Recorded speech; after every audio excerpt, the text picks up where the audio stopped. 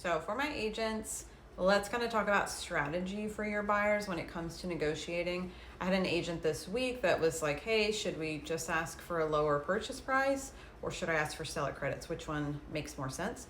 So let's kind of talk about the girl math of that one. So we have a lot of buyers that they go, oh, well, this is a 400K home. I'm going to offer 390, right? I'm going to save so much money and I think they'll let me take it for 390.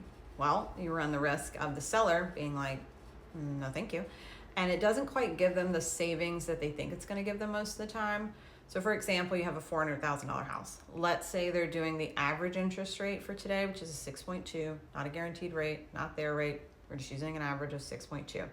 They go in at 400,000, their principal and interest is 2204. If they go in at 390, it's 2149. It's $55 in savings per month. I don't know about you, but I wouldn't feel significantly richer with $55. And especially as homeowners insurance goes up and taxes go up, they're probably going to lose that leverage within a few years. So instead, what if we went in at 400,000 and used a seller credit to buy down the interest rate? That same $10,000 could potentially buy them down into the fives. Again, depends on their situation. But let's say they use that 10K and they buy down to a 5.7. Their principal and interest is now $20.89, which is $115 savings per month. That feels a lot better. That feels more significant. That gives them cushion for rising costs. That gives them extra money in their pocket every month and also saves them $46,000 in interest over the life of that loan. So that 10K goes a lot further in a seller credit versus asking for a lower price.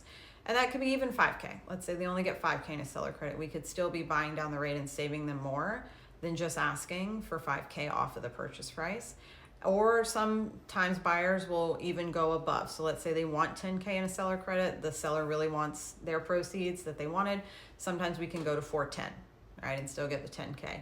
It has to appraise for that difference though, so be very careful.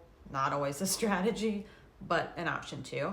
So I remind everyone the seller credits, anytime I'm talking to buyers and we're running numbers, I'm reminding them that seller credit would actually get you further if you want to use it towards buying down your interest rate and you have your money for closing costs. Now some buyers don't, so that's not an option. That seller credit's got to go to closing costs.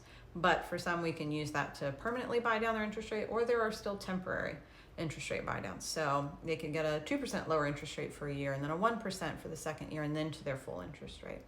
So it's typically going to be better to get that seller credit versus just lowballing the price. If you have any questions, I want to talk about specific scenarios for your buyer or strategies, just reach out.